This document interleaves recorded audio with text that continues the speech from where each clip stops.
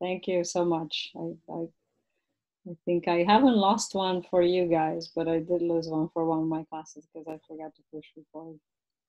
There it is. Okay, so the red line here kind of represents how many cans of soda are in that machine as the day is going by, right? So this is an example of a function, because a function, it kind of in math, it's a relationship between two different things, two different variables. In this case, is the relationship between how many cans of soda are there in the machine with respect to what time of the day it is. Okay, so that's kind of all a function is. It gives you sort of a relationship between two different things, two different variables. Sometimes it can be more than two, but we're not gonna go to that yet. Okay. All right, so let's answer some questions based on this graph right here. Okay. So we're going to look at what times is the soda consumed most rapidly? Okay, so basically, if we look at this graph right here, what do you think, guys? Between which hours is the soda vanishing out of the machine the quickest? What do you think? We can say it or we can type. 2 and 4 o'clock. Between what? 2 and 4. Between 2 and 4 o'clock. And 10 and 12? Yeah, 10 and 12. So yeah, 10, maybe around close to 11, it looks like it's being filled up. But by like 12, it's gone. So it's like within less than an hour, you go from full to empty. So that seems to be sort of the time of the day where it's consumed most rapidly. Between 2 and 4, it's not quite as drastic because it's not going from not quite full to empty in a couple of hours. So they're both sort of time of the days where it's being consumed. But it's like, why would it be consumed like most rapidly between 11 and 12? Oh, lunchtime? Lunchtime, right. So between 11 and 12. All right, so yeah, that's kind of lunchtime, so it kind of makes sense that lots of people are buying soda right there. Okay, so when is the machine refilled? How can you tell? Right, so give me some times where the machine is being refilled. So somebody's putting soda in. What do you think? Anyone? At like 4. At 4, yeah, so just after 4 o'clock. Okay, any other times that it's being refilled? 2. From 12 to 1? 12. From around 12, so at 12 o'clock I'm here, right? It looks like at 12 is pretty much, yeah, from 12 to 1, you're right. So yeah, here's being refilled. It doesn't look like it was full, refilled all the way to capacity, but it was definitely, they put some soda in there. So yeah, just before 1 o'clock, somewhere between 12 and 1. Any other time that it's being refilled?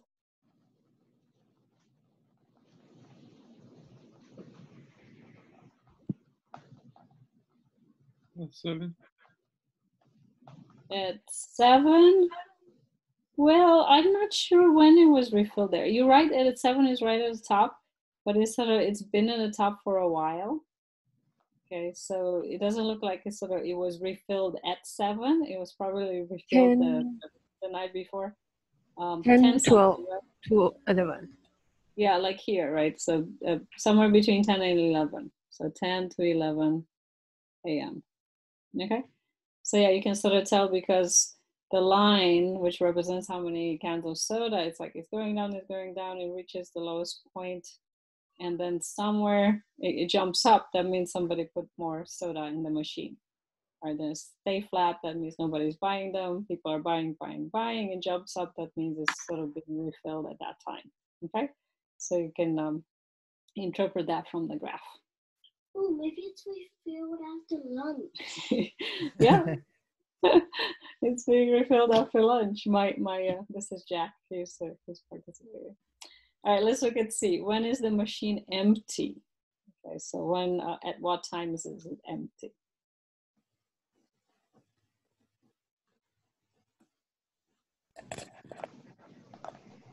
Just after 12.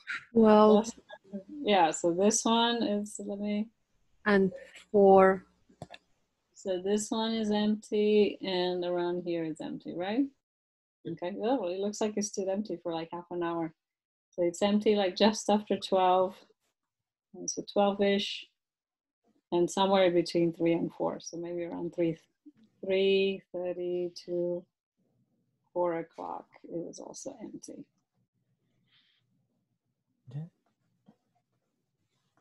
Okay. All right, so you can say again, this we can call this a function. We can say that the function of number of cans. No. It's the function at a certain time. So the function at a certain time of the day represents how many number of cans of soda in the machine.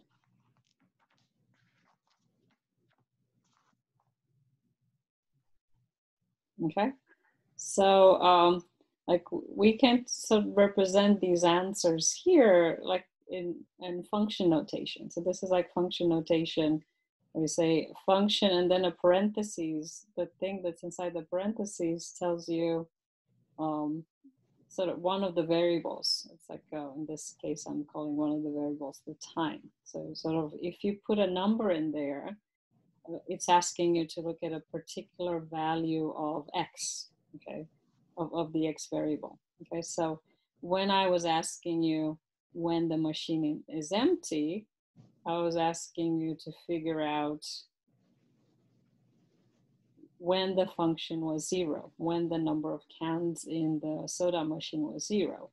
And we found that that happens at times around 4, around 12 point something, we call it 12.3, and oh no, sorry, I'm looking at when it's being filled.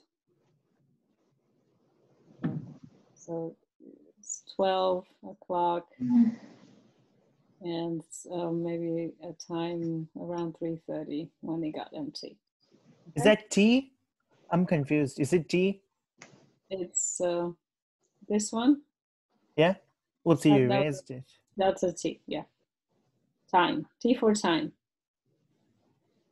Okay, so part C where it says, when is the machine empty? You can write it as like, as a function of time, when is the number, when is it 0? When is the number of cans of soda 0 in the machine? And you say, oh, it's at these times, okay? All right, and like for part B, for example, when I'm asking when is the machine being refilled, basically I'm asking when is the function equal like the maximum value for the amount of soda, okay? So you sort of mathematically, you can represent this as a function. All right, so what do you think the student council will recommend to solve the problem? Okay, so what was the problem? The machine was frequently empty when the students wanted soda. Okay, so based on this graph, what could we tell the people who refill the soda machine to do? What's the recommendation?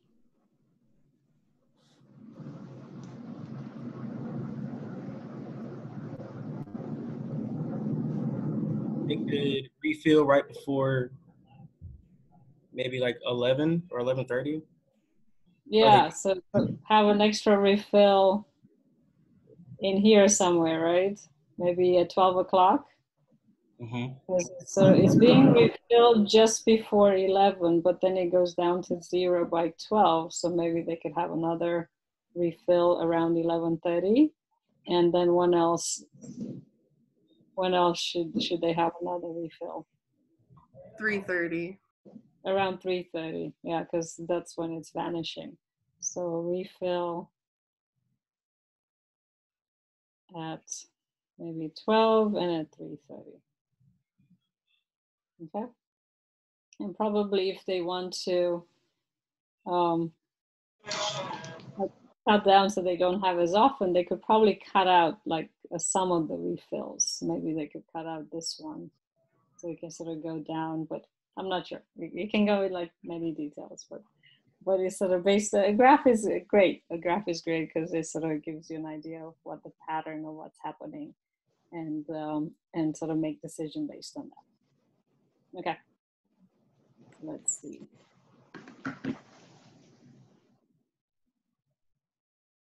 So we're going to get you guys to do some stuff now. So there's and some classwork. Okay. Yep. So I sent you guys an email last night. So hopefully you guys got the link. If you didn't, please look through your email. But I think I linked you to a couple of documents. So if you can find the one that's called Functions 1 classwork, then you guys can start working on that. Okay. So let me show it to you and sort of explain what I want you guys to do. But in the meantime, go to your email and find it. And I set you in groups. I think there's either like 3 or 4 people per group. If your group members are missing, then please just work on the sort of the classwork with whoever is in your group or by yourself. That's okay too. So we can have a little bit of collaboration if possible. Okay.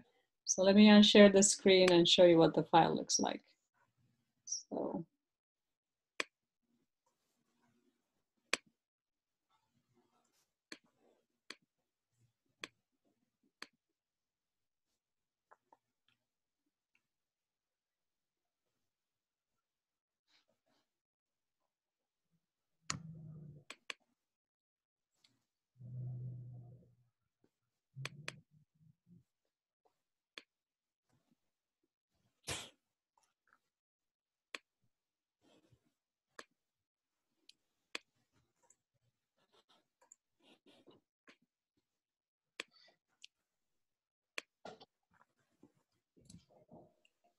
All right, so this is what the file looks like. It's called Function 1 classwork, and they should have a group number. I'm in with group 1 right now.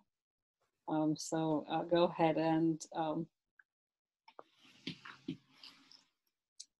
open up or get in that Google Doc so you can start working on it. Okay. Did you upload it? I'm looking for that still. It should be in your email. So on the email, I sent you a link to this file. So it's not in Canvas. And let me see which group I put you in. I think you are in group. You're in group 7, Michael. So you should say Functions 1 classwork group 7. Yeah. Let me see. All right. So the first part of the classwork, it's an investigation. Okay. So I have anonymous sheep working on it already in group 1.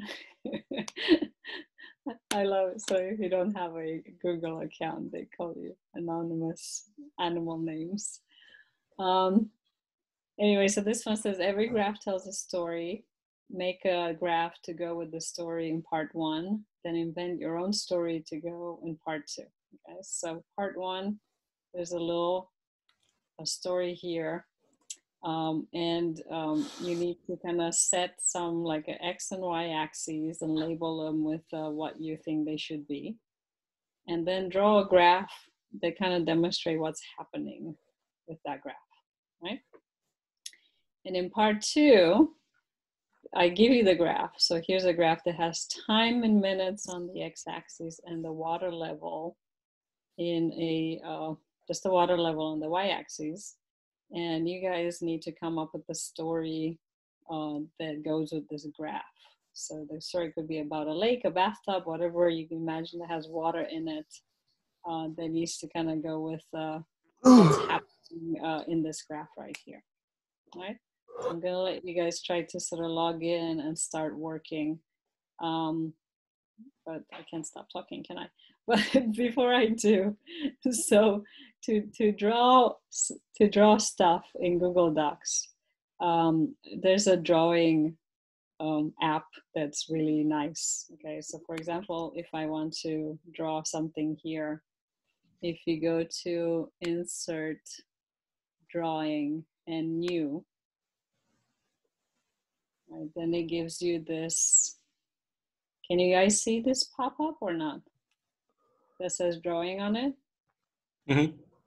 Okay, good. Because sometimes the Zoom doesn't show pop-ups. But you can do whatever. You can sort of put lines on it. And you can also draw freehand. So there's a scribble and you can draw freehand. Okay, and once you do, it just inserts it in. Okay, so it's a really nice quick way of making a picture or a graph with it. Okay, so kind of remember that for the future because we would be working in Google Docs quite a bit. Okay. All right. So let me know if there are questions as you're working. I'm going to let you guys have maybe 20 minutes on this. If it goes quicker, we can stop. But work on it, and I'll jump into like each group if you're having trouble, and I can show you how to do stuff. Okay.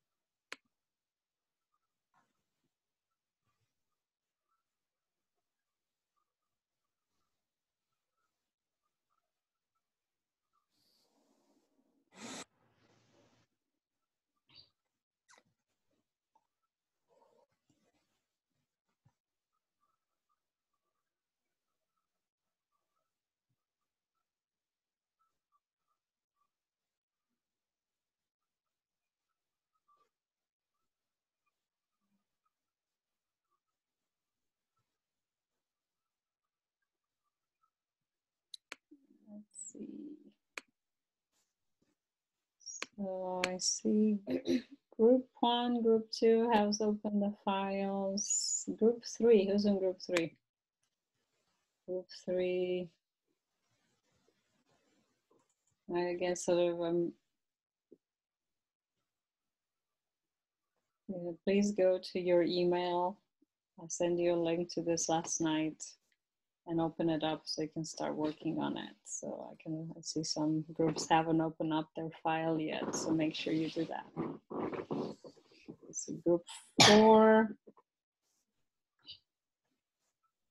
it's not open yet. 5 looks good. Group 6, 7, 8.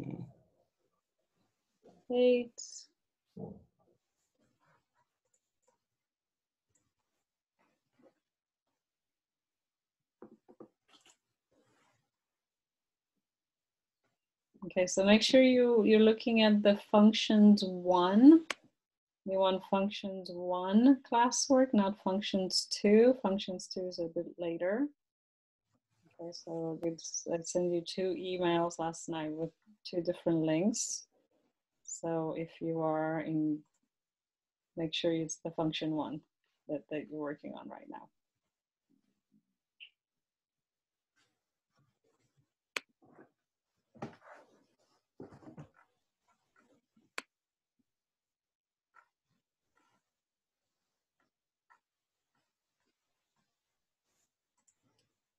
Oh, I was there. I made the line.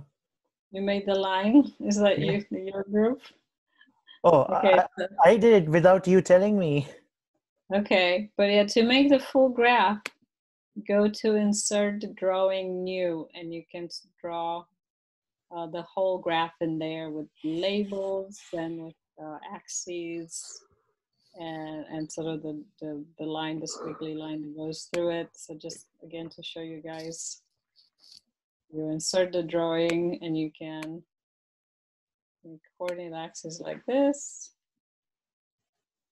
right? And you can put a text box. By saying the Say, numbers. this is time. You can do like that. You can put another text box. You can say this is water or whatever it is. Okay. You can even sort of put numbers if you want. And then you can, if you choose like the scribble, then you can draw a scribble. You can put like tick marks if you like.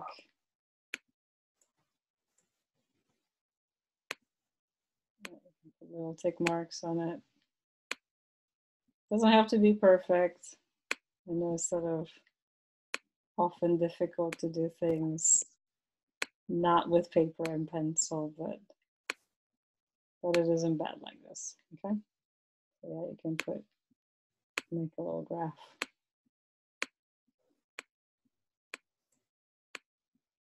Right.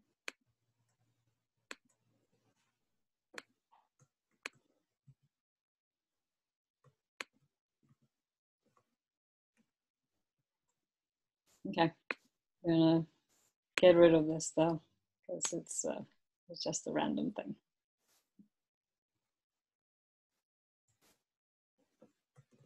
Okay, and make sure to chat through the chat feature to communicate and sort of coordinate what you're doing.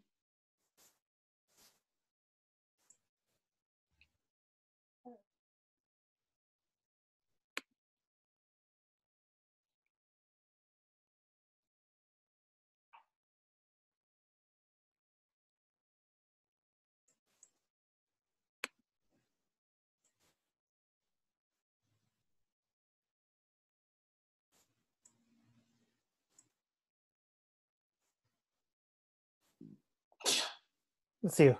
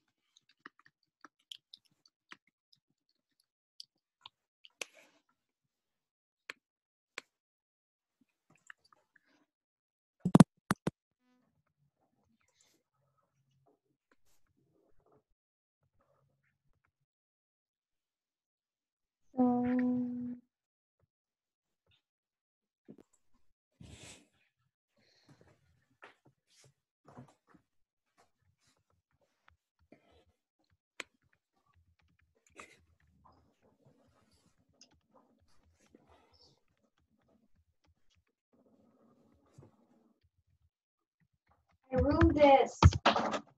Oh no! What What are you ruining happened? it for? Fix it.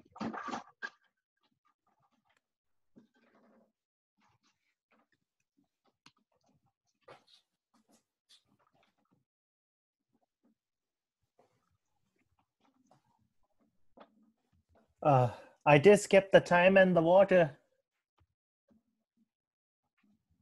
Let's see. Group 1. I'm going to look at group 1.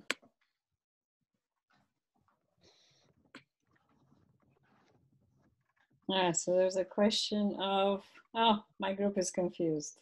Yeah, we're all confused. Yeah. Me too. Same thing. All right. So, so what's this story about? Okay, so it was a dark and stormy night, and there was a bucket, right? And there's raining, and then the bucket stayed untouched till the morning, and the dog came, and he was thirsty, and the sun was shining brightly, so I'm assuming water evaporates from the bucket. And then Billy took the plugs out of the bucket, and then he pulled the plugs and he ran away. Okay, so if I'm making a graph for this, what do you think should be on my horizontal, my x-axis, and what should be on my y-axis? Should be the number of buckets. Well, I only have one bucket. There's some bitches. I put time of day since it keeps mentioning like Yeah, time of day sounds reasonable for the bottom, right? Because it's sort of, this is happening throughout the day. Okay, so you can have time of day. And what's the other variable? What are you interested in this bucket?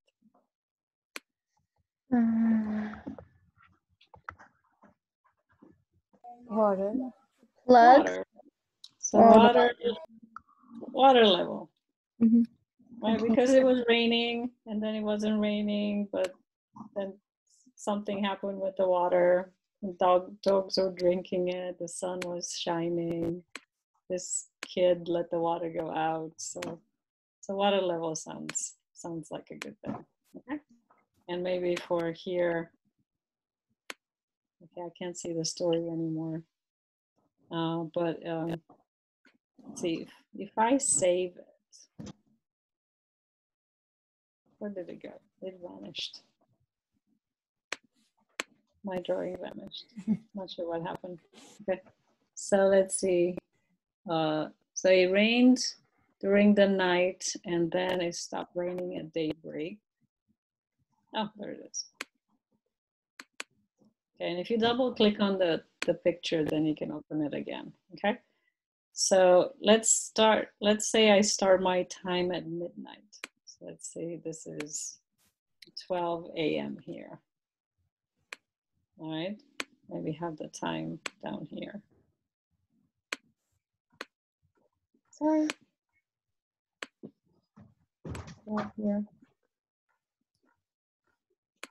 Okay, and let's have this is like 8 a.m.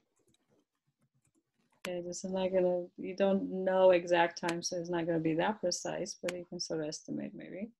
Now let's say this is 12 p.m.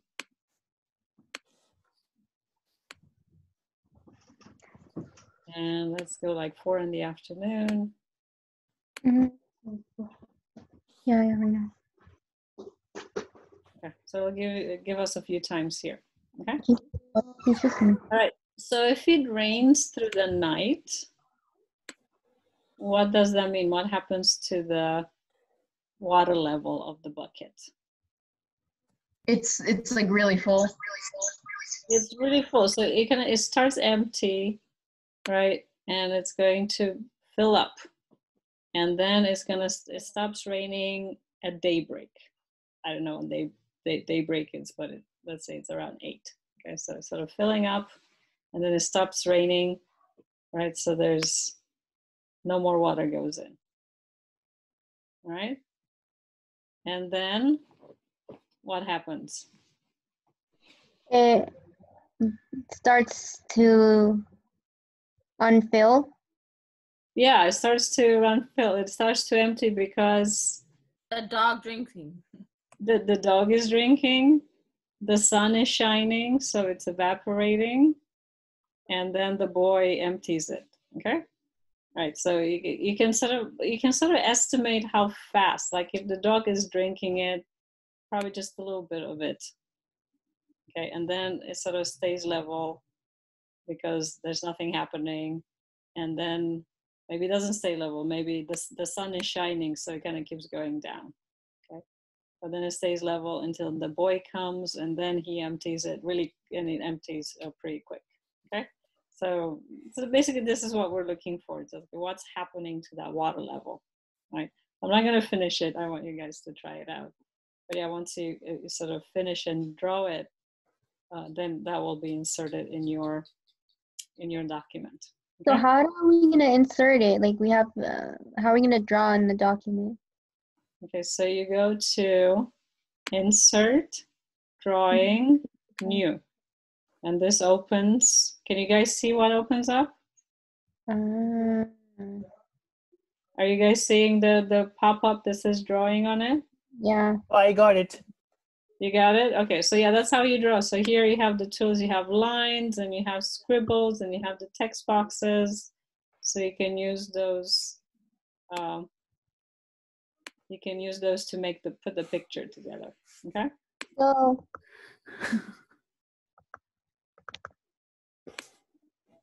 So we said 12 p.m. it goes down, right? I'm kind of estimating. You have to sort of read the problem, right? So it's like, so the rain subsided at daybreak. So I kind of estimated daybreak was around 8 o'clock in the morning, but I'm not sure. It's like each of you can come up with something a little bit different. And it remained untouched through the morning. So it's going to stay flat for a while. And then the dog comes and he drinks water. So it should go down. The sun shone brightly through the afternoon. Right, so during the afternoon times, like from 12 noon, it should go down a little bit because the sun is evaporating it. Okay. Right, and then the kid next door arrived and he took the plugs out. Okay, but it doesn't say like what time, so you can estimate when. It could be 4 o'clock, it could be 5 o'clock, 6 o'clock in the afternoon, and then the water's going to go down pretty quick, right, and go to empty, and then stay empty because it's not raining. So it's gonna stay empty until 4 p.m. No, it's not staying empty. There's still water in it, right? It goes to empty after Billy takes the plugs out. Oh, which is 6 o'clock. Yeah, if that's what you decide around 6 o'clock, that's fine. And how do you, okay, so you draw by clicking the line on the drawing, or you, Insert drawing. So if you click on the line, yeah, okay. you see the little arrow, it gives you like different choices. Mm-hmm. Right, so if you can choose the line to make like the X and Y. Yeah. Right, Yeah. and you can use the scribble, and the scribble will make like any kind of drawing that you want. And So you can choose the text to type stuff in. So the scribble is the text box, right? Or the pencil? The scribble is the one that looks like a scribble. Oh my God, The okay. scribble is, yeah, if you click on the line tool, that little arrow, the scribble is at the bottom. Oh, it's a scribble, okay. Okay, I saw it. Yeah, go to scribble to use that. Okay. It was a little hard to understand because, I mean, the passage that was right there was written like poetry. Like it was kind of hard to understand what time was what. And Yeah, me Yeah. too. That's what I So thought. you have a lot of leeway in sort of deciding what times to put at the bottom, because yeah, it's not it doesn't give you a specific exact time. So each of you, the curve should look similar in terms of sort of, it goes up when the water fills the bucket and start kind of going down in stages. But sort of the numbers at the bottom are not that relevant because you're not given more specific information. Especially when like Billy came and took the plug out. What time did he do that? We don't know what time he did that. You don't know what time he did that, so you have to decide when he Oh. did that. You Yeah. can Okay. make it like anytime. So yeah, each of you guys, when you're sort of working on this, you can decide when that happened because it doesn't give you anything in specific. Okay.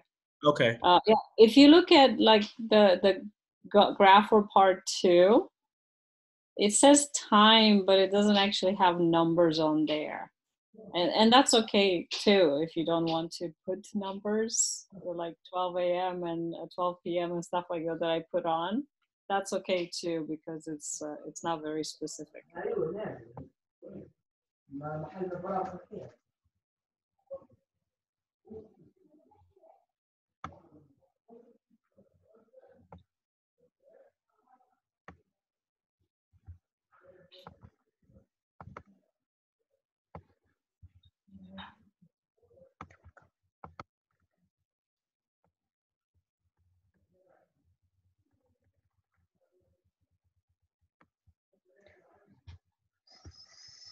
Mm,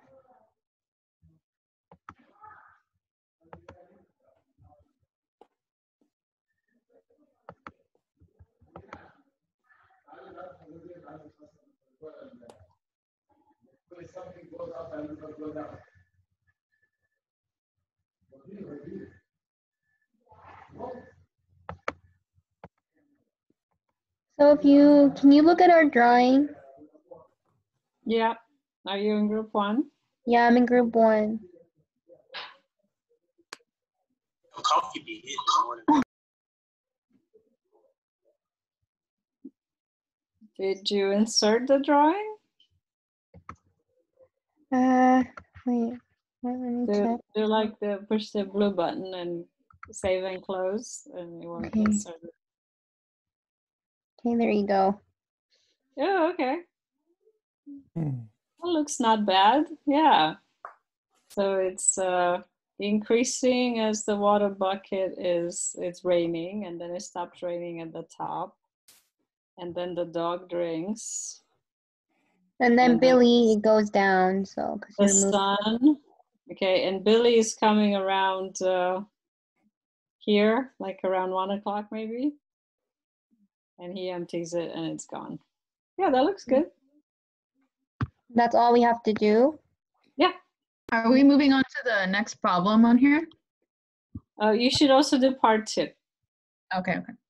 Yeah, so part 2, you're kind of going backwards. So you're given a graph still like with water level and time, and you need to come up with the story that goes with it. So you have to make up your own story You have using to make up your own story, yeah. using the graph that you already did. Yes. Right.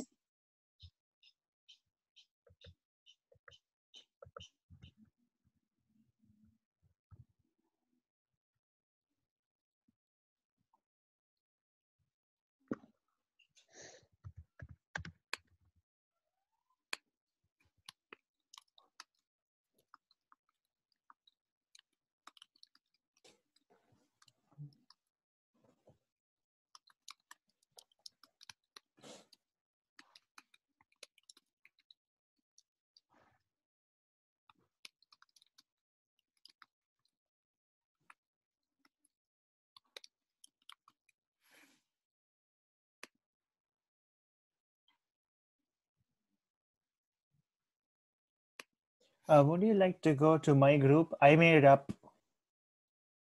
Okay, so you are in group 7. Okay, I'll be right there. I just fixed some things up. All right, let's have a look at your guys' work.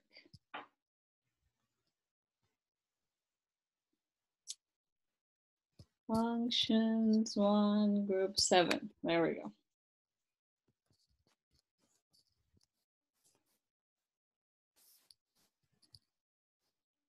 Oh, so you guys started with the bucket being full. So you kind of started at daybreak, right? Mhm. Okay, and then I guess the kind of sun was shining, so it was decreasing. Dog drank, but then it went up again. Is he slobbering in the bucket or peeing in the bucket? Ew, disgusting. Because it's like, why is it going up again? Right? And then the sun is shining, it's evaporating, and then again it goes up again. It shouldn't go up again. I like the thing at the end is the nice sharp drop off. That's when sort of Billy took the plugs out and it just went down. But yeah, I don't think it should go up again because that means there's like water going in. It doesn't say that it's still raining or anything like that. So unless dogs are peeing in the bucket, then maybe you can redraw that.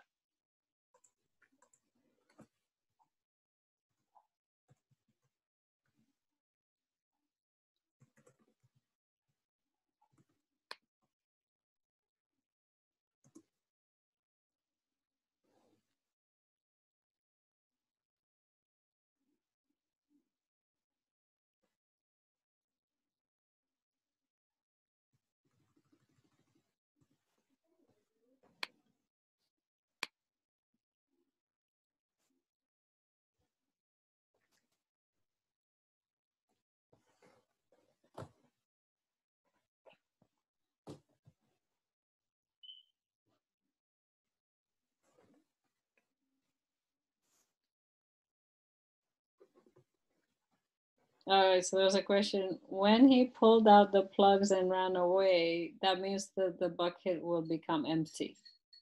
Okay, so there was water in the bucket still, and when he pulls the plugs, the water goes out of the bucket.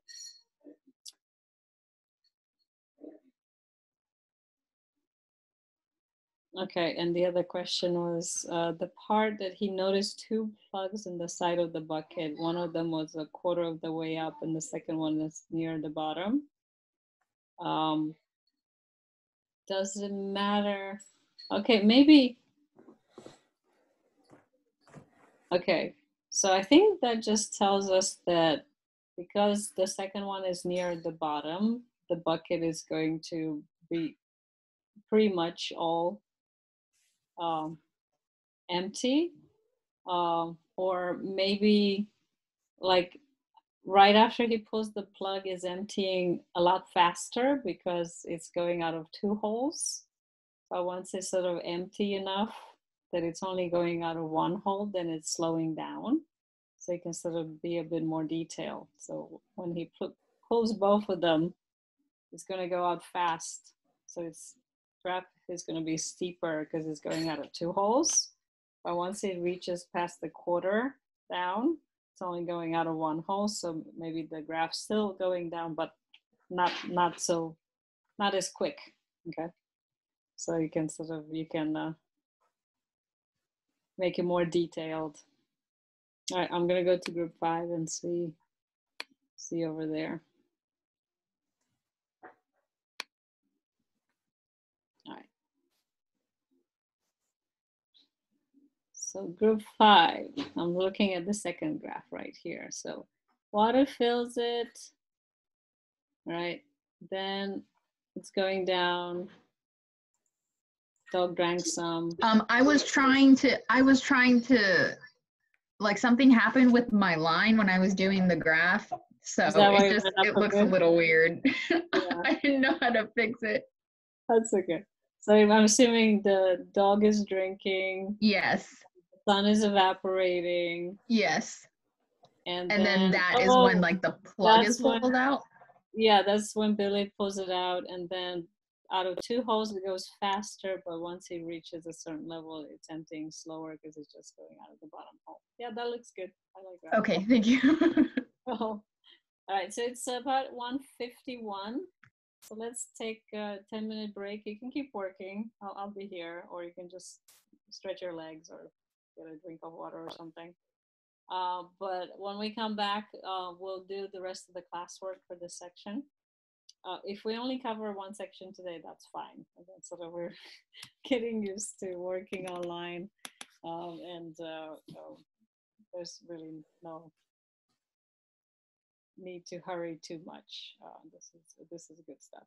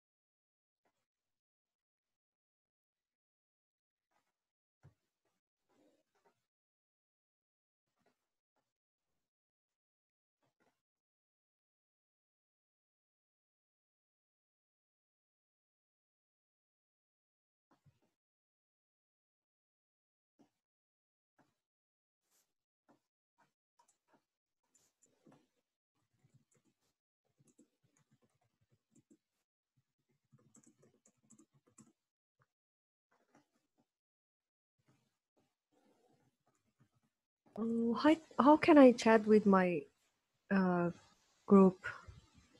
So you see at the top here, the circles at the top, those are like the group members. And if you click on it. Oh, just I can see one. Yeah, if you click on it, then there's a box to chat. Do I need to log in with my Gmail account? Because no, I don't think so. I think whatever. Okay. Whatever group. What group are you in? Group 4. Group 4. Let's see who's around.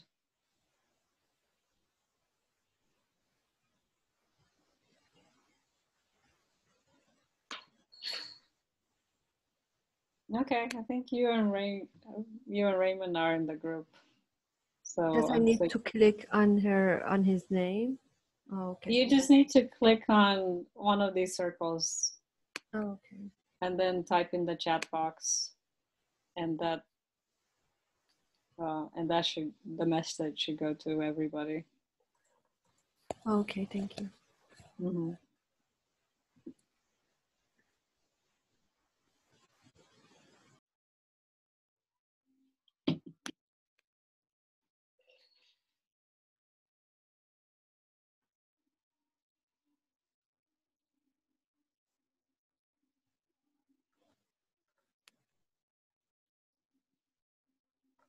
Professor, can you go Yes. to our group again? Group 1. Okay. Yeah, I mean, yeah.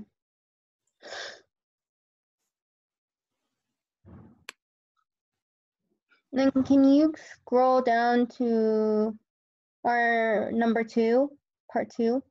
The story. Okay. Yeah, so the story. Carl went to fill the bucket with water from the lake in the morning. And then our family drank water. Then they watered the plants. And the bucket was empty by evening. So 2 things that I see that kind of don't work here. Okay, so you see the water level is in feet. Mm-hmm. Okay, so like we're talking about sort of when the water level is rising, it's rising several feet. So probably a bucket is not a good description, because a bucket is short. It's not going to be like several feet. So you might want to put something like a swimming pool or a lake, right? Oh, so we should put the girl went to fill the swimming pool with water. Yeah. From the lake. And then they like just from the hose. And then it stays flat for a long time, right? So that means the water level stays the same. And all of a sudden it empties. Oh, okay. All right.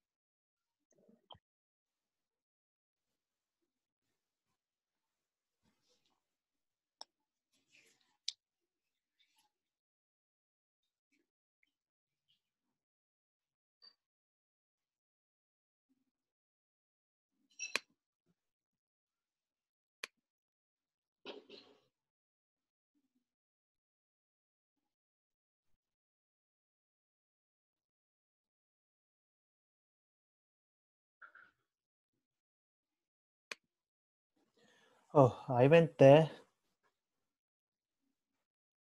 Oh, we'll do that a bit later. I'm just opening it up while you guys are working.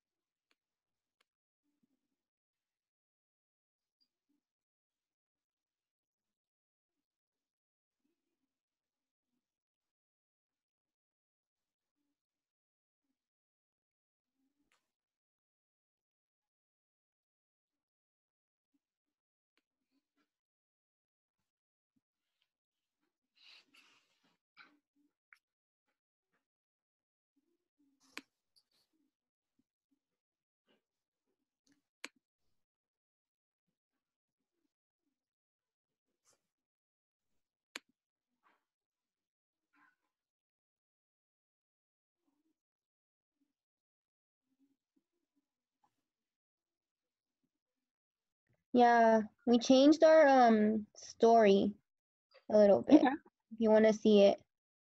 Yeah, look at it.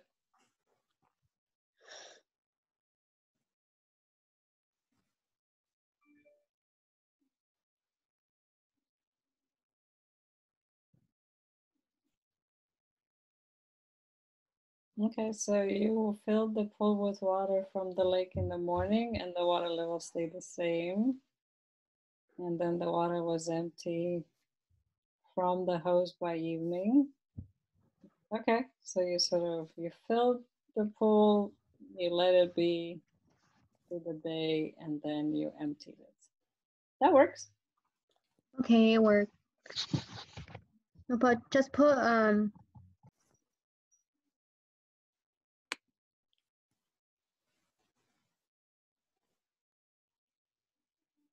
All right, so let's see, 2 o'clock. So I'm going to point you towards other work that we're gonna do for the rest of the session today. So after the water story, the bucket story, and stuff for the investigation, if you scroll in your documents, you'll see some classwork on interpreting graphs. Okay. So again, sort of we're gonna do these in the same document. Okay, so I'll show you how to do some things that you guys can sort of complete the work in groups in this document. So this kind of counts for your classwork, right? And basically with this, there's like nothing for you to submit at the end because I'm going to go into each Google Doc and grade it as it's completed. Okay, so the goal is, if possible, complete these in class. So it's really good to kind of just be able to work at a good steady pace to complete this during our session and not have to do any like at home, right? Because we have a bit of homework to do also. So kind of try to kind of keep working and keep on pace through the class. All right, so for example, number 1 says, describe the pattern of the graph of each of the following situation as the graphs are read from left to right. So describe them as increasing, decreasing, increasing and then decreasing, or decreasing and then increasing. So you have 4 choices here, right? It could be all increasing or all decreasing. It could increase and then decrease, or it could decrease and then increase, right? So let's look at part A. So the height of a child at birth on each birthday from age 1 to age 6. So if I made a graph of the height of a child from age 1 to 6, what do you think this would be? Would it be increasing, decreasing, increasing and then decreasing, or decreasing and then increasing?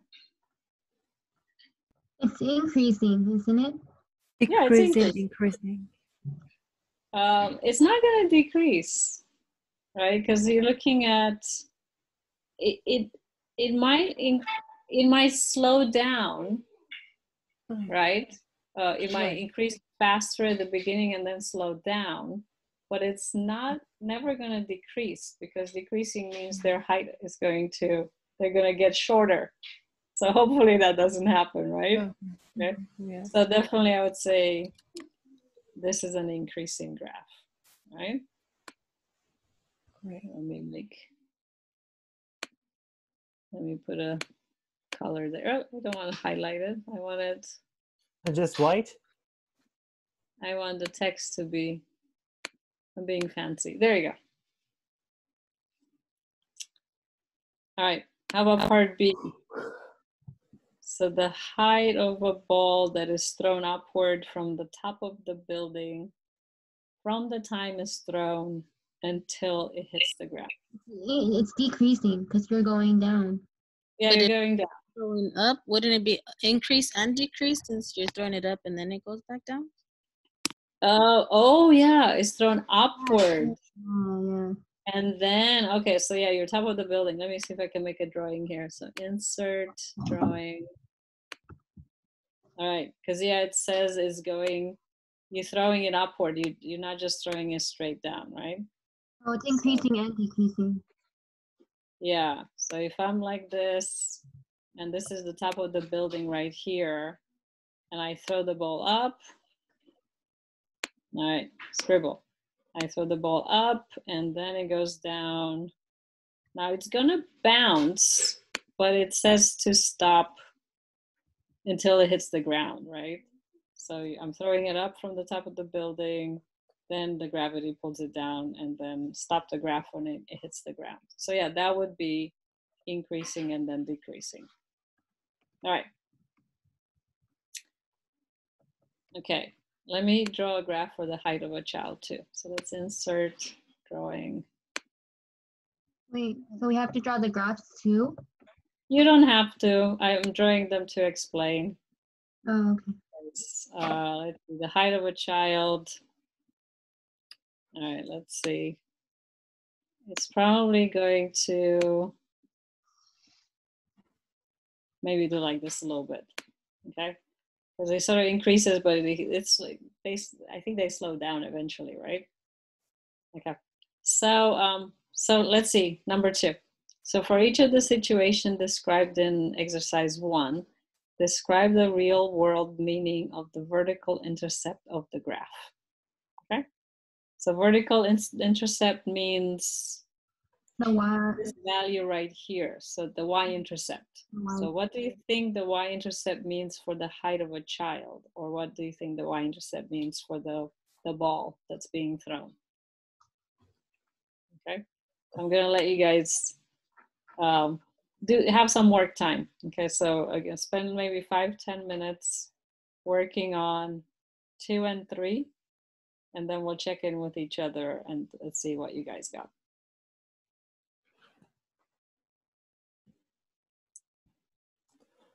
But how do you turn it in?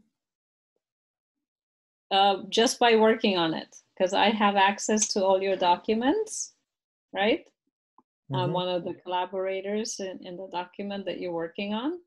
So for me to grade it, basically, I just open the file and see what you guys did.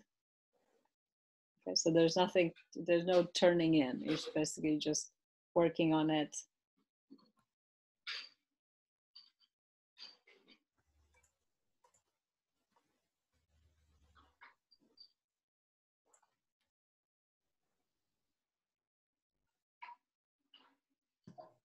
Hey, Professor, I have a question. Yeah. So within the Google Docs,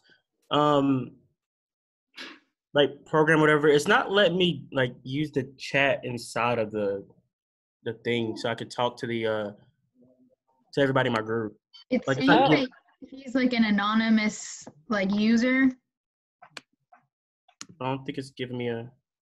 What Yes, group are the same you? as me. We're in group 5. You're in group 5. Now it worked. But I don't think it's an open chat. It just looks like a comment. Like, hey, you comment. Yeah, just its comments. It's. Do you see the screen? Yeah. Okay, so these bubbles right here. Mm. Okay, that's the chat. Mm. So if you click on,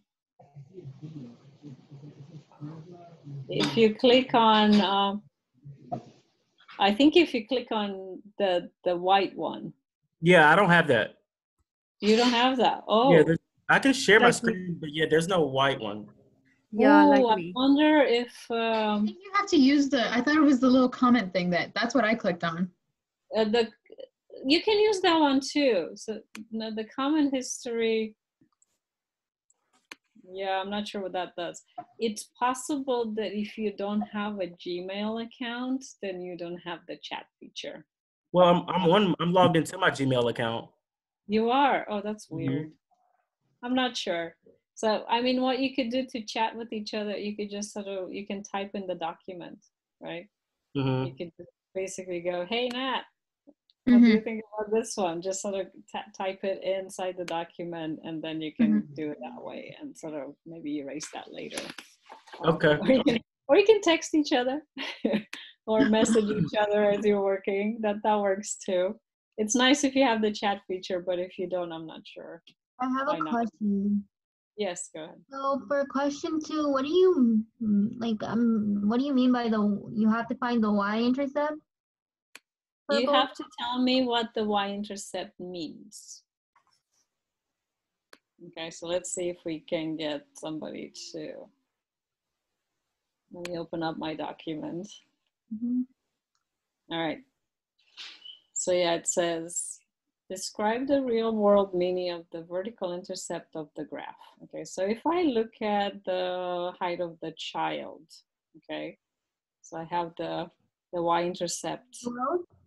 What does that represent? What would that represent right there? That number. The height. When? Age 0.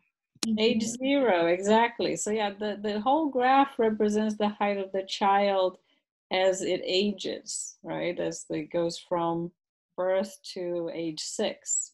So the intercept, remember a y-intercept means what is the value of the y variable when x is 0. So it would be the height of the child at birth when it's age 0. Okay. How about the ball? So I'm on the top of the building here, and I'm throwing the ball up, and then it comes down. What would the y-intercept represent in this case? The maximum level. The maximum. The height of the building, right?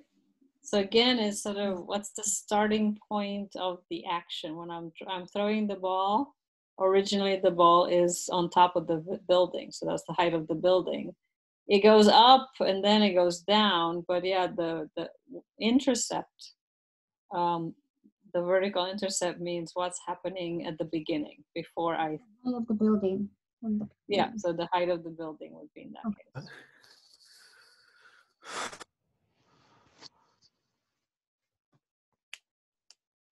All right, let's look at number 3. Okay, so number 3 says match a description to each graph. So we have 4 graphs here, and you need to match them with A, B, C, and D. Okay, so I can sort of put a letter next to each graph, maybe. Oops. Okay. Undo. There you go. So let's see. So A says increasing more and more rapidly. So it increases, but it's becoming like faster. So kind of you can think of a bucket again. refilling with water, but it's not like a constant rate. It's going to fill quicker and quicker and quicker. So which graph is that one?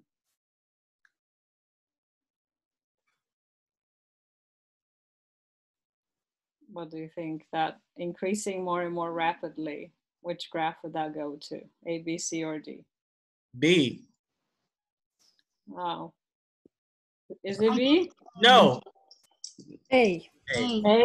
Is it A? Is it B? I know it's A or B. They're both increasing, right? Let's say A. I think A. I think it's It'll A. be A, right? 'Cause But it's A like, is A. it's speeding up. Yeah, so it's No, gonna be getting faster, quicker.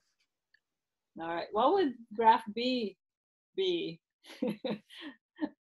That's increasing, but The child. it's slowing Slowly, down. increasing slowly. It's increasing more slowly. So that would be C. B, C. And how about C? C would be C. Increasing more and increasing more and more. more rapidly, right? It decreases, but it's sort of, it's kind of, it looks like a slower rate on top, but it gets quicker to the bottom. And then D Is B. Decreasing more and more decreasing slowly. more and more slowly. Yeah. Oh, good. Any questions with this one? Oh, but I fixed it. Excellent. All right, so again, just sort of in this section, we're getting a feel of graphical representation of different variables, like how they're related to each other. And this is where we basically we're introducing functions, and we're going to do a bunch of graphing for the rest of the semester. So this is a good start. All right, so a bit of sketching. So this one says sketch. All right, so you want to insert a drawing here, just like before. So this says sketch a graph to match the description below, increasing rapidly at a constant rate, then suddenly becomes constant, then decreasing rapidly at a constant rate. Okay. And try 4 and 5. Okay, so if you're in a group, you could sort of split up the work, right? Somebody can work on 4, somebody can work on 5. So 5 says, sketch what you think is a reasonable graph. Okay, so the temperature of hot drink sitting on your desk. So what do you think that graph might look like? Or your speed as you cycle up a hill and down the other side. Okay, so yeah, let's take 5-10 minutes to work on these two problems on 4 and 5, and we'll check in with each other in a bit. Great.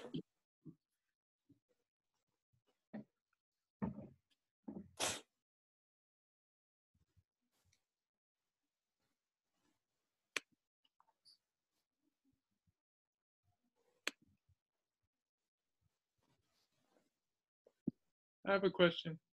Yes. For number 6, or the last question, describe the rate of change for each car. Okay. Yeah, let me pull it up.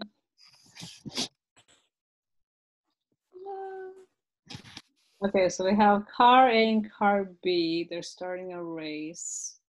They both accelerate to 60 miles an hour in 1 minute. The graph represents their velocity. So describe the rate of change for each car. So that's kind of like the descriptions like in number 3, right? So they're both increasing, but you can say car A is increasing more, like, is it more rapid and then slows down, or is it increasing slowly and then speeds up? Okay. Okay. So yeah, that kind of description. Okay.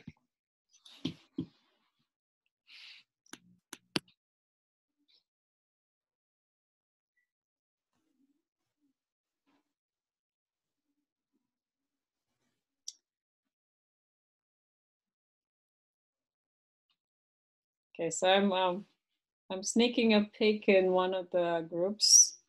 So this is 5B. Your speed as you cycle up a hill and then down the other side.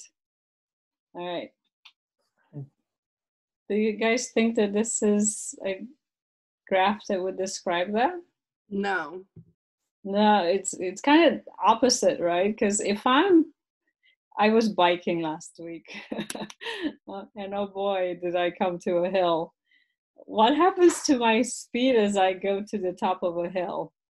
Decrease. It's gonna decrease, right? So this is a good picture of a hill, but it doesn't describe the speed as you go up that hill, right? You're gonna bike on a flat surface at a certain speed, but as you're going up the hill, you're gonna slow down. And then once you reach the top, I note that I'm pretty much at speed 0 as I'm reaching the top of that hill. And then as you're going down the hill, it's like, right? It speeds up again. So you want to do a graph that basically looks almost opposite of this. Okay.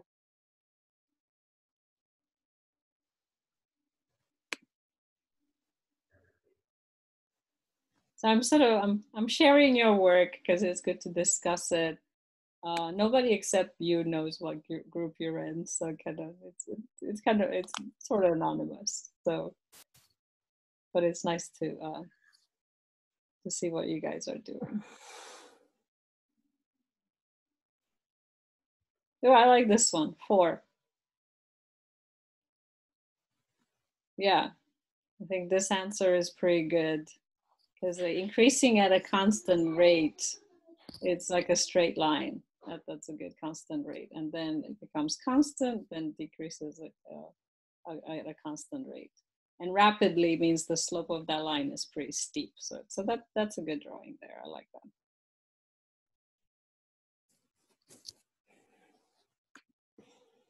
that. Would you like to? I just saw something on my group. There was a picture at the end. Yeah. Somebody tried to put a picture, and I was so shocked. Would you like to check mine? Which group are you in? 7. Somebody tried to put a picture. I got shocked. What kind of picture? Someone kept stonks. STONKS. Okay, give me a sec. Let me look. But why is there a picture there? I don't know. That's why you talk to your group member. You can ask them.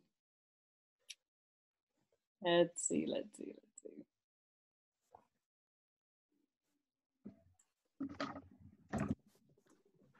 Yeah, I don't know what that picture is.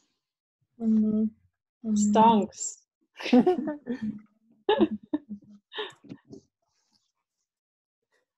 Well, let me see. Professor, can you share your screen? I think I might know what picture it could be.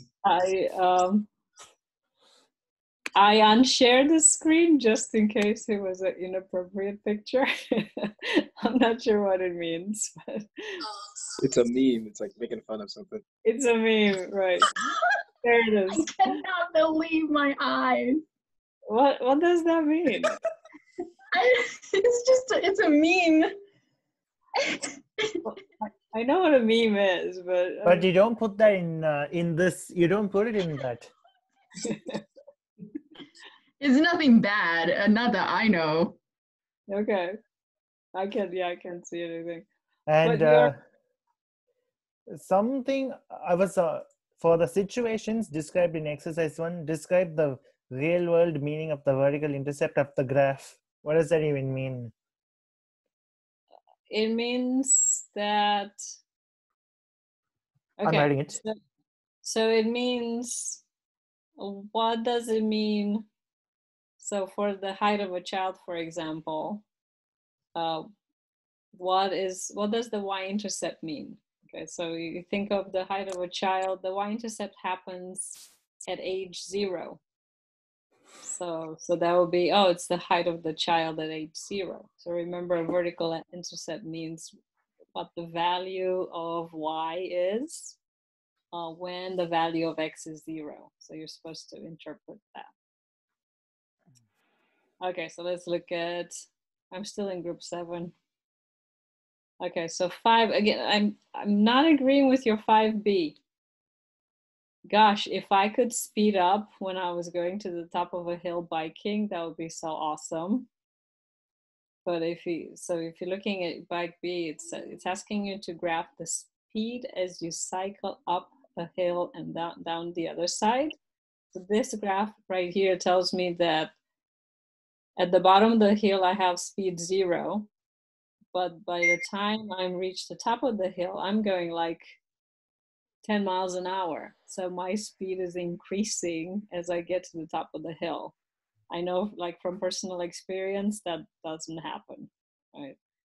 And then it looks like on the other side, it looks like you're speeding really fast when you're at the top of the hill, and you are slowing down to 0 by the time you reach the bottom of the hill. Okay, so that's kind of the opposite of what you think would happen. So for 5B right here, it doesn't look quite right.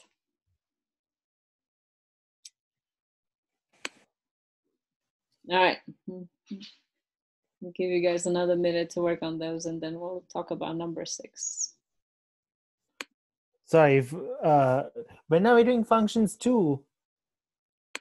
We're not doing functions 2 yet, okay? We're almost done with functions 1, so we can start on functions 2 next. Me too, I'm trying to complete that. All right. Okay, so let's look at number 6. So this is the last problem on the functions 1 classwork. Okay, so car A and car B are at the starting line of a race.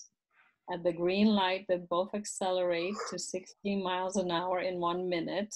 Okay, so if you look at the axes, I have speed on the vertical and time on the horizontal. So when time is 1 minute, their speed is 60. Okay, so they're basically are at the same speed after 1 minute. They might not be in the same place after 1 minute, but they're at the same speed in 1 minute.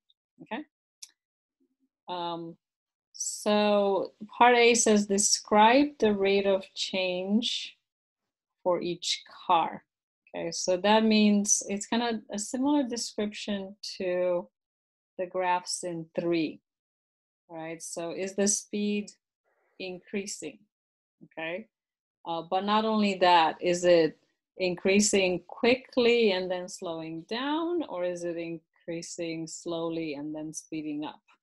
Okay, so you want to, for each of them, you want to give that kind of description. Okay, so what's happening with A? What do you think? How is it increasing at the beginning? Fast or slow? Rapidly, faster. Increasing rapidly at the beginning. Isn't A increasing slowly?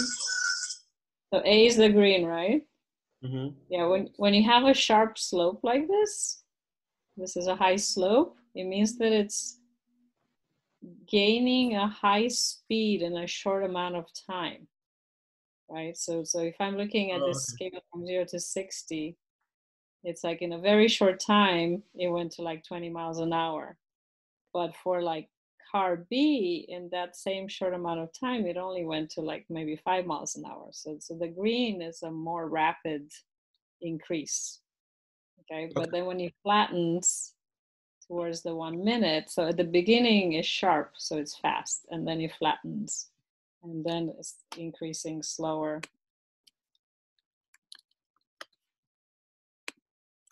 towards the end. Okay, so that's the car A. Then car B, it's increasing slowly at the beginning, and then faster towards the end. Okay. Any question with that? Does it make sense? So yeah, even though like these are curves, they're not straight lines, you can still think of like the slope. So like a slope gives you like a rate of change. So the steeper the line or the curve is, that means a fast increase. And if as a sort of level, if it's like a shallow slope, then it means a slower increase, because sort of the slope means how much speed you're gaining over a certain amount of time in this case. Okay, so part B, after 1 minute, which car will be in the lead? Okay, so they've both reached 60 miles an hour after 1 minute, but they're not going to be in the same place. So which one is ahead, car A or car B?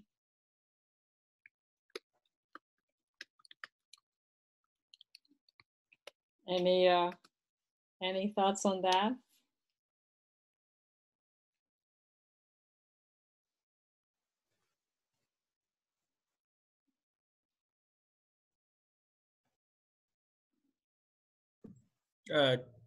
Should it be A? B. Both A of or them the B? same? Are they the same? That's interesting. That's a good question. It's like the graph looks, if you look at the graph, it's oh, they're the same, but it's like the graph doesn't give you a graph of the distance it covers. It gives you the speed over the time. Do we know any formulas on how distance and speed and time are related to each other? So Yes. distance equals speed times time, right? Mm-hmm. All right, so distance equals speed times time. Okay, so if I have the distance, the speed times the time that it takes. Yeah, it's a physics formula. Yeah, so distance, and it's not like an everyday formula, right? If you're kind of trying to figure out if I'm driving at 60 miles an hour and I'm driving for 2 hours, then you multiply 60 by the 2 hours and you go, oh yeah, I'm going to go 120 miles an hour in the 2 hours, right? Okay, so so maybe a good way to think about it is, let's see if I can put a, can I put a line in there? No. Tools. Insert. I don't want a horizontal line. Okay, let's see. Let's do a line. Oop.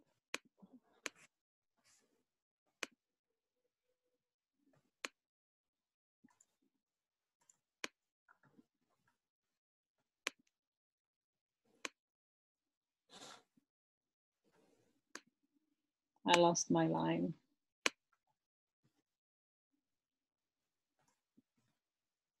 Oh, now it's behind the text. Darn it. Fix position options. Never mind. I can't seem to put it on top of it. Okay, take a picture of this and send it to me. Huh? Okay. Let's see. Get number 5, Professor. In a minute. Let's talk about number 6 since I'm in the middle of it. Okay. Oh. So yeah. So the for car A, it seems to be going even though it sort of reaches 60 miles an hour after a minute, like the speed of car A is always faster than the speed of car B. Does that make sense? Because like A is on top of B, then that means the car A, for like each amount of time, car A is always going faster than car B. So driver A is driving faster than driver B. Right? So car A must end up in the front because they're going at a higher speed in that first minute at all times. Wait, so how does car A, how do they reach at the same point at the same time if car A is going at a faster rate?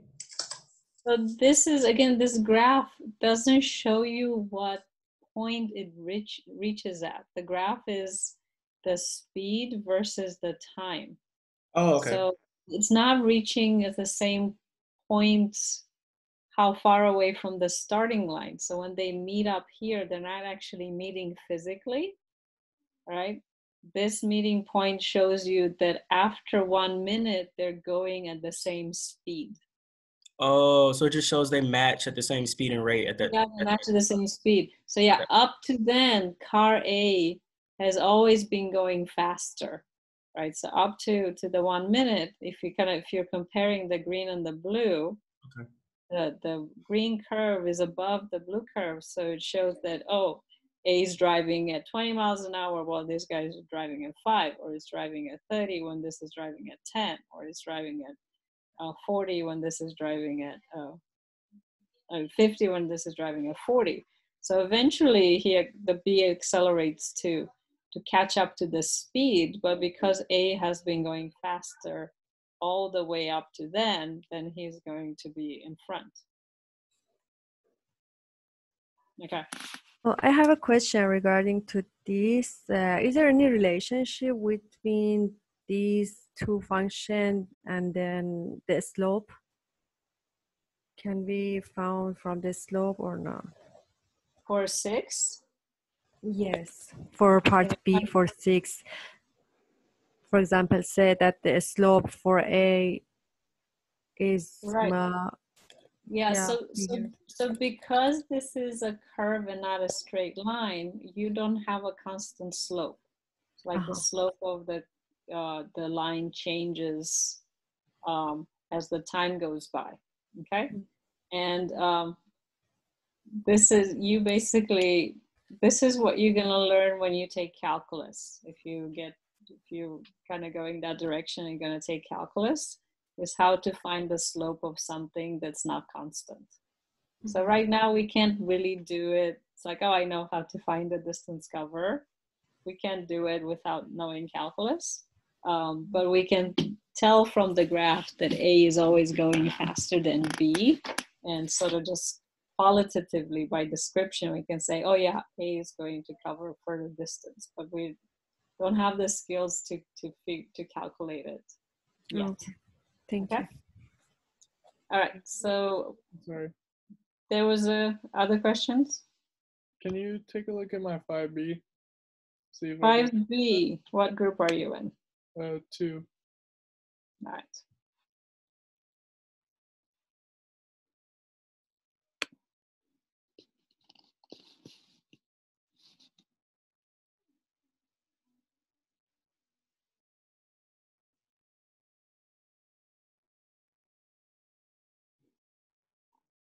Your speed as you cycle up a hill and down the other side. So you're going 5 miles an hour, 10, 20, speed up. So this is uphill and downhill. So,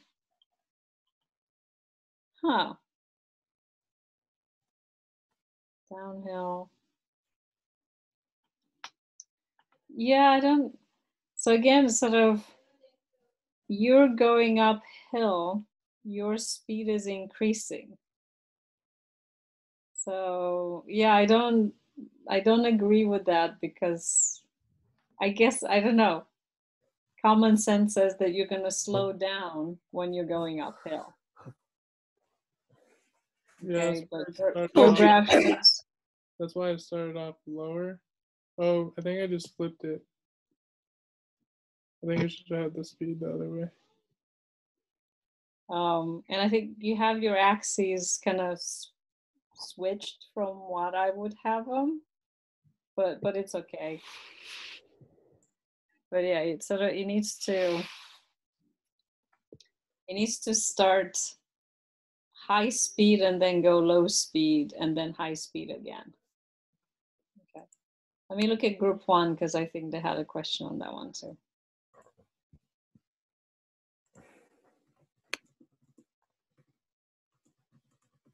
Let's see the speed of this bike. Yeah, I don't agree with this one either. Again, you're showing the person speeding up as they're going uphill and slowing down as they're going downhill. Yeah, I'm confused That's about the opposite. I'm confused about that one. So it's going up, but then it's going down. Well, the hill is going up and then it's going down, but your speed as you're going up the hill, right? Your speed is going to go down and then it's going to go up. So it goes opposite. You're struggling to go up the hill, right? Right. Anybody have a good picture for that one? I did, but Timmy ruined it. Oh no! Who else? Who thinks has a good picture for that one? I can check. Let's see. Let me check with.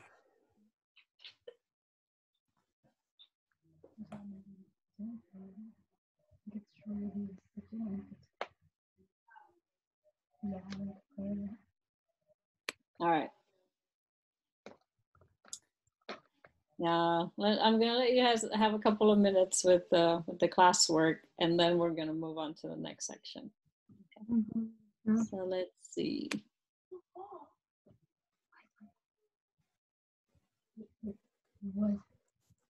Yeah, I think it's just like with the cars. I think it's often like hard to interpret things that you can't see. It's like you can see a hill, so it's gonna go. The hill is going up and then it's coming down.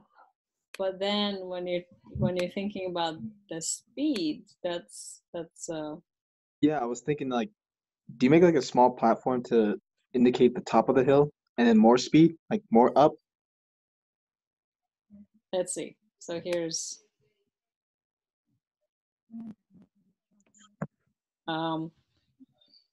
So what's a good speed? Okay, so if I am biking, how fast am I biking?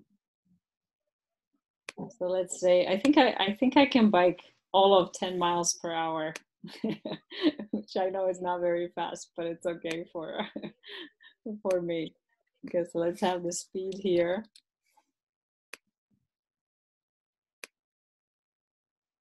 Okay, and then like that. Okay, so let's say I start with a speed of 10 miles an hour. Okay, so what happens? So I'm at the bottom of the hill here. Okay, so this is like the bottom of the hill. I'm gonna put it here. So the bottom, and then here's the top of the hill, and then here's the bottom on the other side. Okay, so this is kind of my horizontal axis represents the hill.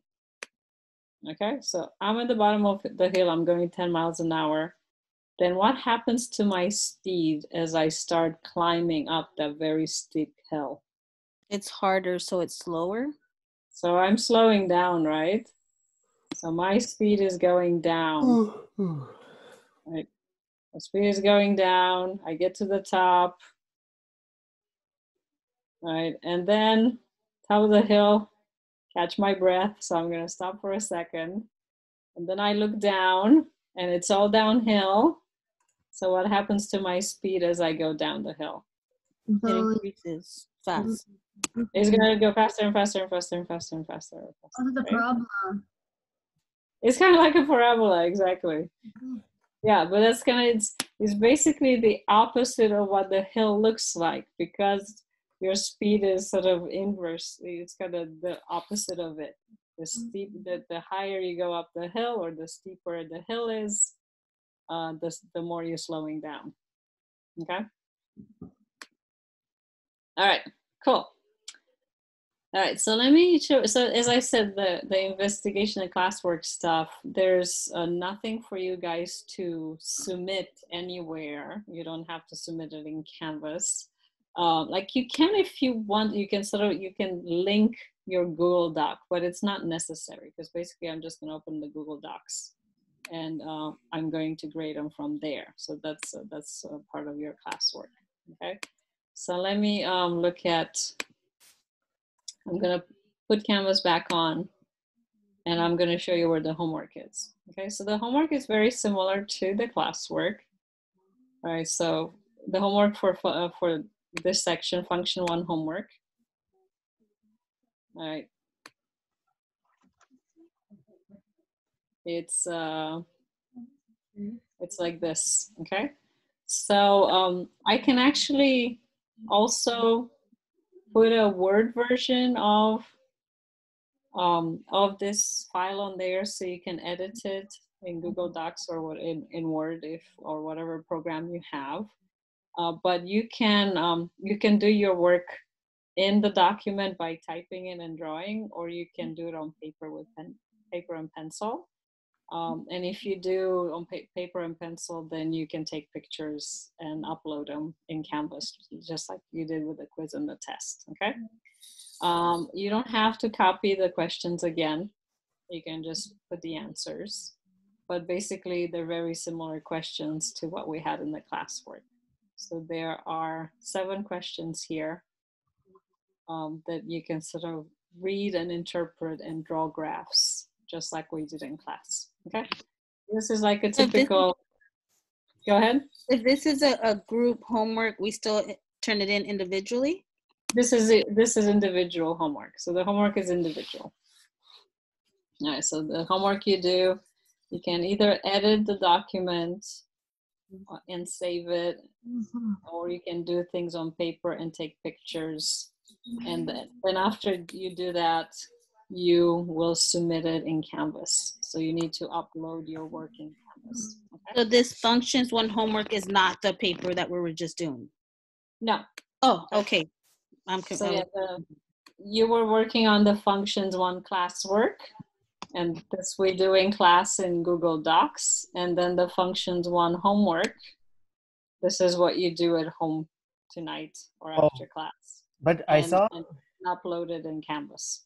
I saw it in my Canvas. It's not there. I have been looking for that. It is, if you go to your home screen in Canvas, functions, function 1 homework right here. Okay?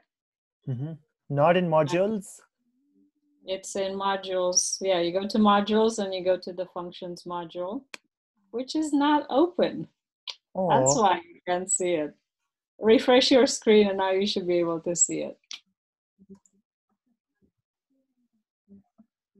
Yeah, so in the functions module, there's one called homework. All right, so you can, the homework is done individually and you're going to upload your work in Canvas. The stuff that we work in class is called the classwork, and you work in groups. And that one you don't have to submit anywhere because I already have access to it. Okay, cool. So the classwork 2 email that we have, that's for tomorrow? Probably. So we might be able to start on it today, but we only have about 14 minutes left in class. So I'll start the lesson now, and I think we could probably start the classwork, but we'll finish it tomorrow. All right, there's no quiz tomorrow because we haven't done enough to do anything quiz-wise. All right, so let me start on function 2. Okay, so let me share the lesson and talk about that, if I can find it. There we go. Okay, share screen. Okay, so this is section 2, functions 2. We're going to talk about function notation. a more mathematical description of what a function is. Okay. So here's an example. So Rachel's parents keep track of her height as she gets older, as parents do, because we love that stuff. They plot these values on a graph and connect the points to the smooth curve. Okay, so that's the graph of the age. Looks from 0 to 16 years. It's pretty constant. It's sort of sharp at the beginning, like the first couple of years. Then it's pretty constant rate until about 12, and then it slows down because people stop growing, right? So for every age you choose on the x-axis, there's only one height that pairs up with the y-axis, right? So that means that Rachel is only one height at any specific time during her life, okay? And basically, mathematically, that's what defines a function. If you have like two variables, so like age and height are related to each other, for each value of x, you can only have one value of y, and that defines a function. If for each value of x you can have more than one value of y, then that's not a function, okay? All right, so Professor, I have a question. Yes. For the functions one homework, it opens up as like a separate PDF. How are we turning that in? I'm just confused on it. So you can do the work on paper, okay, and take pictures and upload it. Or I think I'm going to also upload it as a Word document.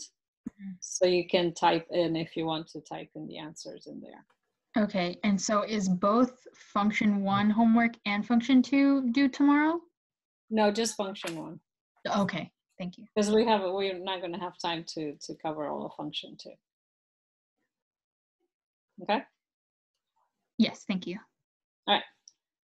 Cool. So relations and functions in math, it says a relation is any relationship between two variables. And we saw a lot of them today just by looking at the graphs. So you can have water level versus time, or you can have age versus time, or you have the height of a ball, or you can have the speed of a bike, depending on sort of the height of the hill. So it's a relationship between two variables.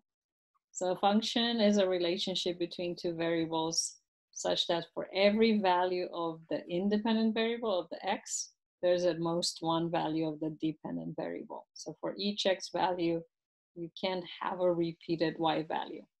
So like in here, at 8 years old, you can only be one height. You can't measure two heights at the same time. And kind of pretend that we're taking this not for the whole year, right? So at 8, exactly on your birthday. So it's not like 8 years old is between like that whole year. So exactly on your birthday, you're only one height, okay? So a function is a special type of a relation, okay? So a function basically pairs at most one y value with each x value, right? And we can say that Rachel's height is a function of her age. All right, so a good way to test for a function is sort of, if you have a graph, is to do a vertical line test. Okay, so vertical line test helps you determine whether or not a graph represents a function.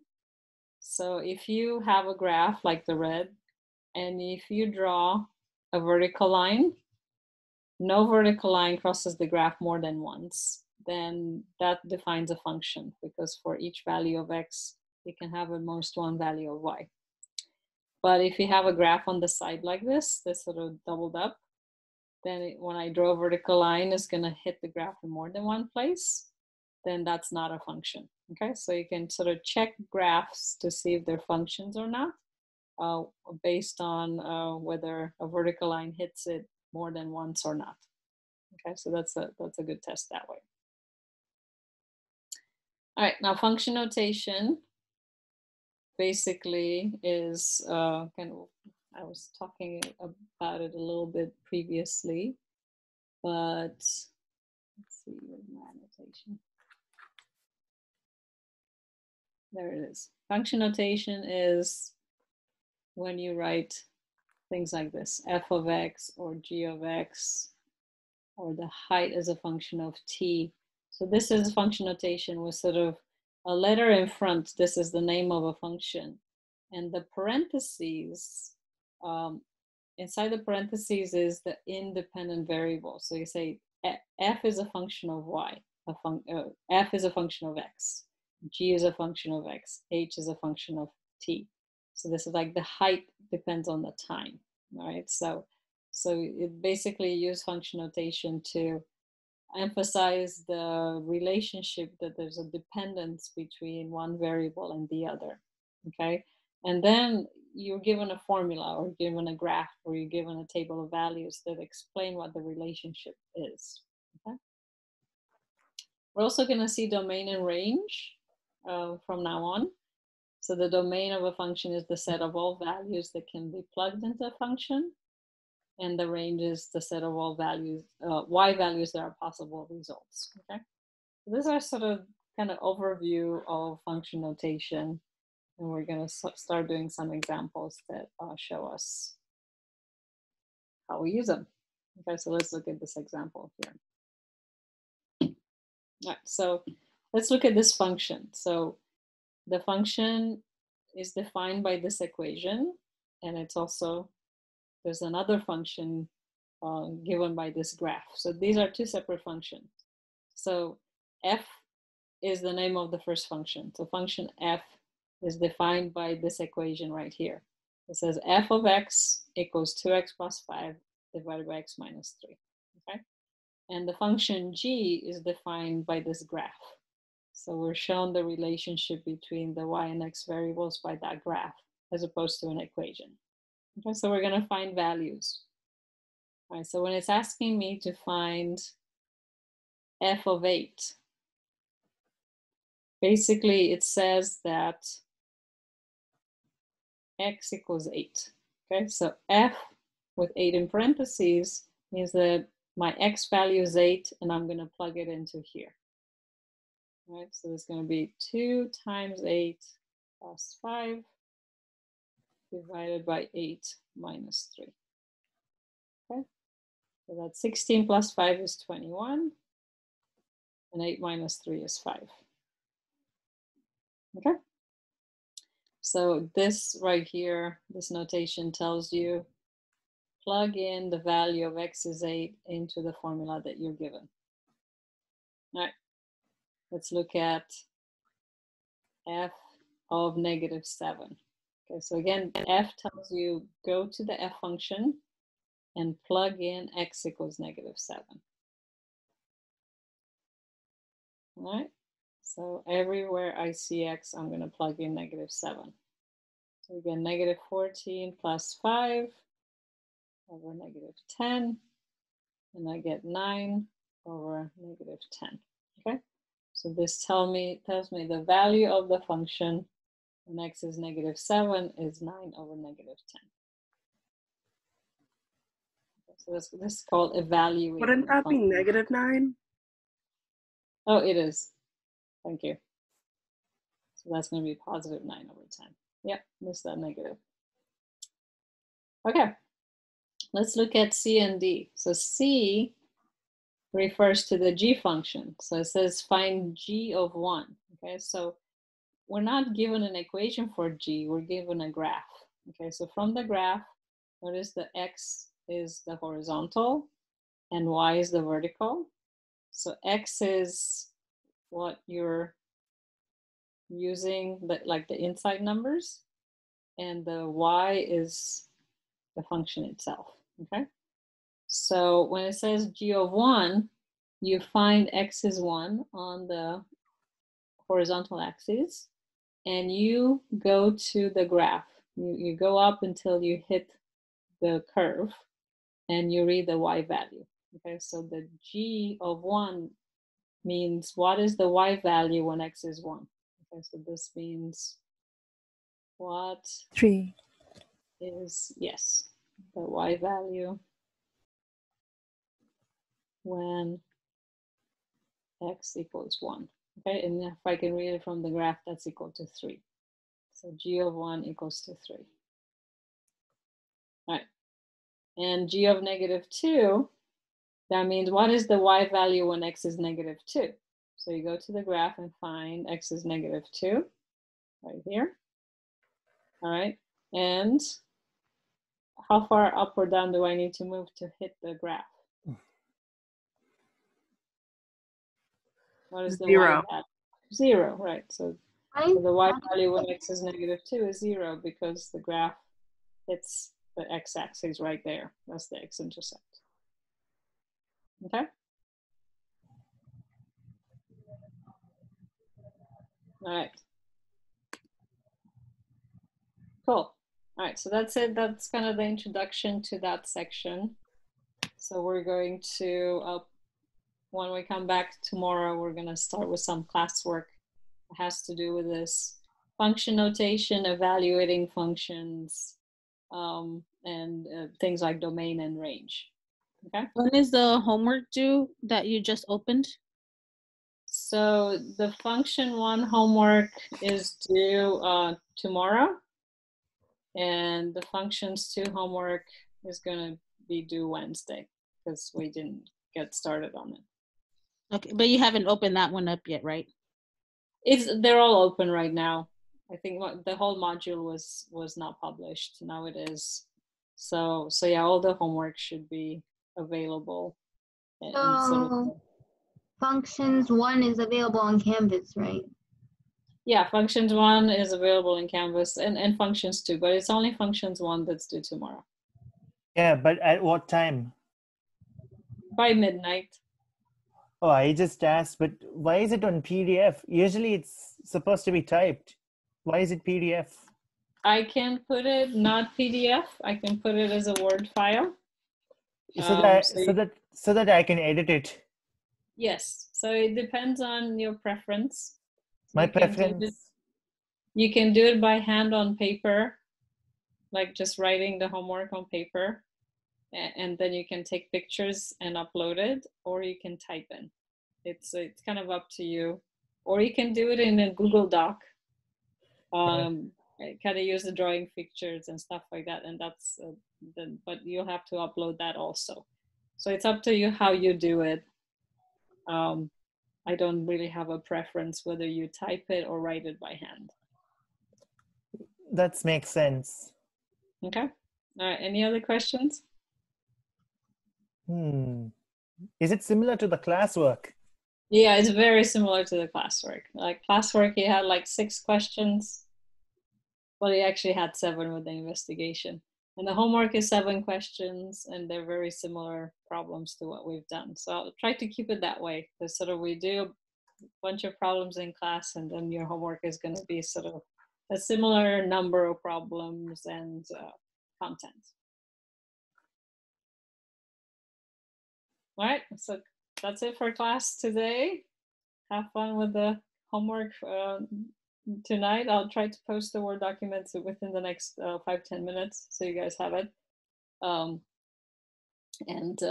Let me know if you're having any problems. And I'll see you guys in class tomorrow.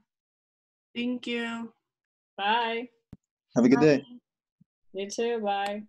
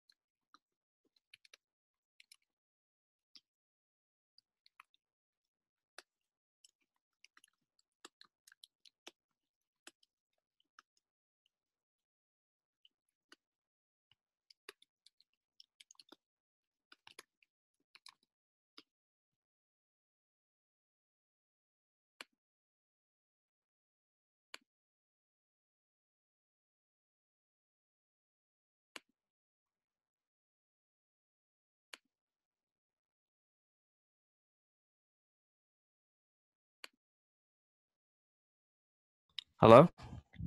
Hi. Oh, Miss, I was just gonna ask, what chapter is functions in our book, just for, reference for later? Yeah, let me, I'm looking that up right now. Sure. I'm not following the book section by section very closely.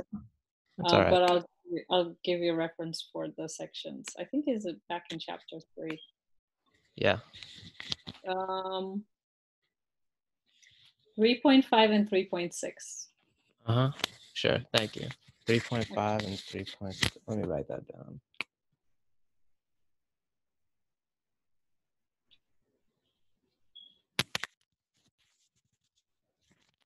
And I was also gonna ask some parts of the homework. I'm looking at the homework right now, and some parts I don't understand. It's saying for each write a description. What do you mean by that?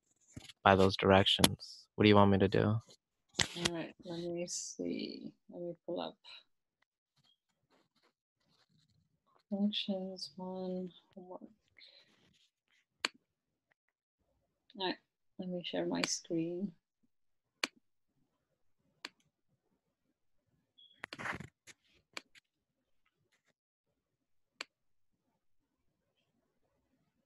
Like which problem?